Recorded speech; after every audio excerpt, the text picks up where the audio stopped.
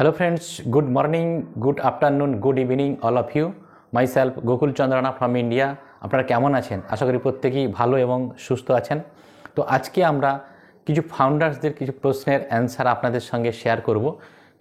কয়েকজন ফাউন্ডার্স অনেক কিছু প্রশ্ন অ্যারাইজ করছেন যে আমাদের ডেবিট কার্ড কবে আসবে বা আমরা এই ডেবিট কার্ড সবাই পারচেজ করতে পারবো কি না, এছাড়া কার পেমেন্ট নিয়ে প্রশ্ন করছেন, এবং এছাড়া ট্রাফিক অ্যালোকেশান নিয়ে প্রশ্ন করছেন এবং উইথড্রল নিয়েও অনেকে প্রশ্ন করছেন। এই রিলেটেড কিছু ইনফরমেশান আপনাদের সঙ্গে শেয়ার করব। তার আগে বলবো, যারা ভিডিওটি নতুন দেখছেন চ্যানেলটিকে সাবস্ক্রাইব করে নেবেন, লাইক শেয়ার কমেন্ট করবেন এবং পাশের বেল আইকনটিকে অন করে দেবেন, যাতে নতুন নতুন কোনো ভিডিও আমরা এই চ্যানেলে পোস্ট করলে সহজেই আপনারা নোটিফিকেশানটা পেয়ে যান। তো চলে আসি, ফার্স্ট যে পয়েন্ট হচ্ছে অনপ্যাসিভ ডেবিট কার্ড। অনপ্যাসিভ ডেবিট কার্ড নিয়ে অনেকেই প্রশ্ন করেছেন যে আপকামিং অনপ্যাসিভ ডেবিট কার্ড কবে আসবে। অলরেডি স্যার বলেছেন যে ডেবিট কার্ড নিয়ে কাজ হচ্ছে, ভেরি সুন আমাদের কাছে ডেবিট কার্ড আসবে এবং ইন্ডিয়ানদের জন্য আগে কিন্তু ওই ডেবিট কার্ডটা আসবে।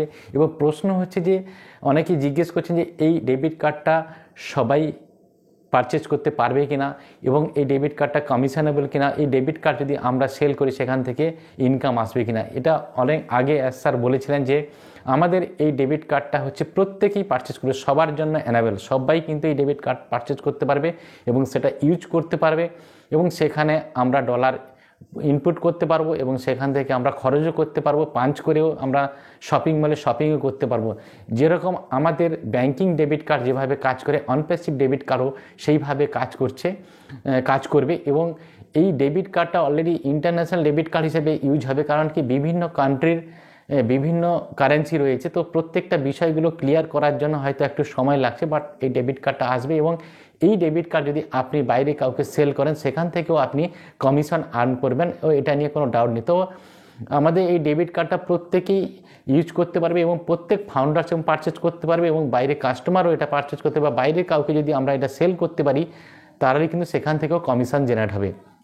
নেক্সট প্রশ্ন চলে আসি, অনেকেই জিজ্ঞেস করছেন, অনেকের কাছে এই হায়দ্রাবাদ অফিস থেকে কল আসছে বা ফেক কল আসছে বা অনপ্যাসিভের যে ফাউন্ডিং মেম্বারদের যে বিভিন্ন ডাটাগুলো কালেকশান করার চেষ্টা করছে এবং হায়দ্রাবাদ অফিস থেকে ফোন করছে বলে এরকম জানাচ্ছে এবং সেখান থেকে বিভিন্ন রকম ডিটেলস দিতে চাইছে।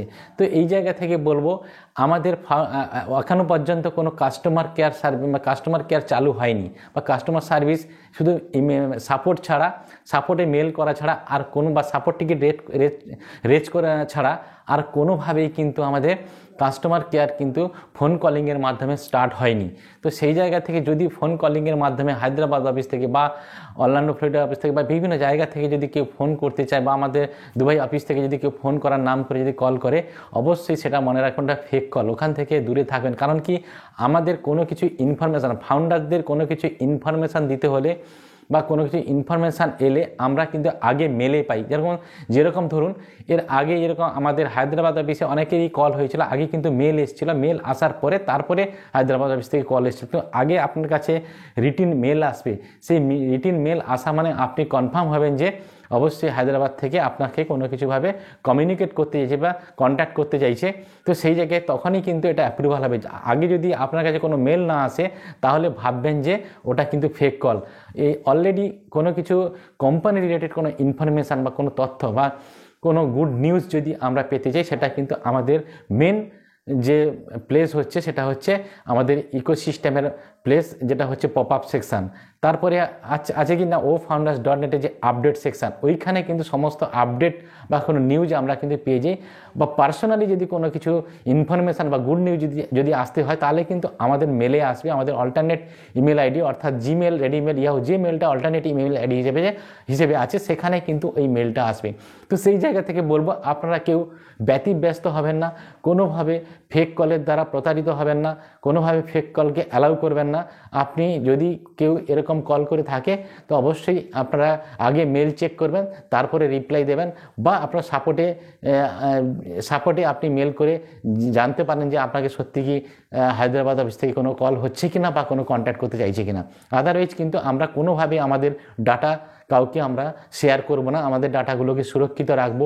কোনোভাবে ইকোসিস্টেমের আইডি পাসওয়ার্ড বা ওফাউন্ডার্সের আইডি পাসওয়ার্ড আমরা কাউকে শেয়ার করবো না, কোনোভাবেই শেয়ার করবো না, বা আমাদের অল্টারনেট ইমেল আইডির পাসওয়ার্ড আমরা কাউকে শেয়ার করবো না। এটা কিন্তু প্রত্যেকের উদ্দেশ্যেই বলে রাখলাম, তো আপনারা এই জায়গা থেকে দূরে থাকবেন। নেক্সট চলে আসি আমাদের যে পেমেন্ট। তো আমরা এই মুহূর্তে প্যাকেজ বাই করতে যাচ্ছি। আমাদের জানেন যে কাট অফ যে ডেটটা ছিল সেটা হচ্ছে 16 তারিখ, সেটা অলরেডি শেষ হয়ে গেছে এবং সেকেন্ড ফেজে আমাদের ট্রাফিক অ্যালোকেশনের জন্য অনেকেই জিজ্ঞেস করছেন যে 16 তারিখ পেরিয়ে গেছে, এরপরে আমরা প্যাকেজ বাই করলে আমরা কি ট্রাফিক পাবো না পাবো না? ডেফিনেটলি পাবেন। ট্রাফিক সবার জন্য, প্যাকেজ বাই করা মানেই আপনি ট্রাফিক পাবেন। তো এই মুহূর্তে প্যাকেজ বাই করতে গিয়ে কিছু কিছু জনের রিঙ্কেজ আসছে, বা একসঙ্গে বাল্কে পেমেন্ট করতে গিয়ে যেমন 4, 5টা, 7টা, 8টা যদি একটা কার্ড থেকে আমরা পেমেন্ট করতে যাচ্ছি, সেখানে 2 থেকে 3টা কি 4টার বেশি করব না। 4টা পেমেন্ট করার পরে নেক্সট যখন 5বারে করতে যাচ্ছে আমাদের কার্ড কিন্তু ব্লক হয়ে যাচ্ছে। তো সেই জায়গা থেকে আমাদের কি করা উচিত, এই জায়গা থেকে আমাদের প্রত্যেকেই জানা দরকার। যেই কার্ডটা ব্লক হয়ে গেছে অবশ্যই আপনি দেখবেন যে আপনার ওই ক্রেডিট কার্ড বা ডেবিট কার্ডের পেছনে কাস্টমার কেয়ারের নাম্বার আছে। ওই কাস্টমার কেয়ারের নাম্বারে আপনি ফোন করে জানবেন যে কী কারণে ওটা ব্লক হয়েছে। যদি ব্লক হয়ে থাকে ওটাকে অ্যানাবেল করার চেষ্টা করুন, বা কাস্টমার কেয়ারে ফোন করলে অবশ্যই আপনাকে অ্যানাবেল করে দেবে, বা হয়তো বলবে 24 থেকে 48 ঘন্টার পরে আপনার কার্ডটা অ্যানাবেল হবে। বা যদি আপনাদের ইন্টারন্যাশনাল অ্যানাবেল বা অ্যানাবেল করা না থাকে, বা ইন্টারন্যাশনাল ইউজ যদি অফ করা থাকে, তাহলে অবশ্যই আপনারা অ্যাপ্লিকেশানে গিয়ে ইন্টারন্যাশনাল অ্যানাবেলটা করে নেবেন বা অন করে নেবেন ইন্টারন্যাশনাল ট্রানজ্যাকশানটা, তাহলে দেখবেন আপনি পেমেন্ট করতে পারবেন। আদারওয়াইজ ব্লক হওয়া মানে আপনি 1 থেকে 2 দিন অর্থাৎ 24 থেকে 48 ঘন্টা আপনি একটু গ্যাপ দিবেন। গ্যাপ দেওয়ার পরে আপনি অবশ্যই পেমেন্ট করতে পারবেন। এখন কিন্তু এই সমস্যাগুলো হচ্ছে, কারণ কি অনেক ফ্রড আসছে।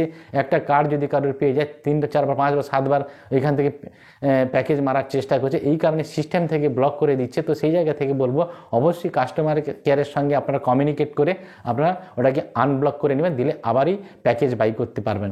নেক্সট চলে আসি উইথড্রল অপশান। অনেকেই উইথড্রল নিয়ে প্রশ্ন করছেন যে আমরা কি এই মাসের মধ্যে, অর্থাৎ স্যার তো বলেছিলেন যে জানুয়ারি মাসে বাল্কে আমাদের উইথড্রল হবে, আর আমরা কি জানুয়ারি মাসে শেষের দিকে এসে গেছি প্রায়, আমাদের কি বাল্কে উইথড্রল হবে? ডেফিনেটলি সব কিছুতে যদি ঠিকঠাক থাকে অবশ্যই আমরা এই মাসের মধ্যে আমাদের যারা উইথড্রল মেরে রেখেছিলাম সেই উইথড্রলটা আমরা বাল্কেই পাবো।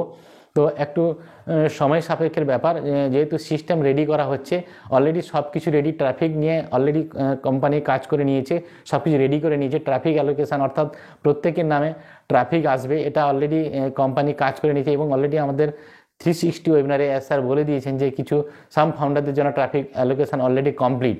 তারপরে আমাদের ট্রাফিক দেওয়ার পরে তারপরে হয়তো আমাদের কাছে ওই যে উইথড্রল যে বাল্কে পেমেন্ট, সেই পেমেন্টটা স্টার্ট হবে। তো এটা নিয়ে কোনো ডাউট নেই, খুব শীঘ্রই আমাদের কাছে এই পেমেন্টটা স্টার্ট হবে। এবং এখনও যারা উইথড্রল করতে চাইছেন তারা উইথড্রল করতে পারেন, কারণ কি যদি আপনাদের ওয়ালেটে যদি $100 উপরে যদি জমে থাকে তাহলে সেটাকে অবশ্যই আপনি উইথড্রল করতে পারেন আপনাদের আধার কার্ড অর্থাৎ যে গভর্নমেন্টের আইডেন্টি প্রুফ দিয়ে উইথড্রল করে নিতে পারেন। তো এইটুকুনি আপডেট দেওয়া ছিল। প্রত্যেকে ভালো থাকুন, সুস্থ থাকুন। Have a nice day. We are so in it to win it.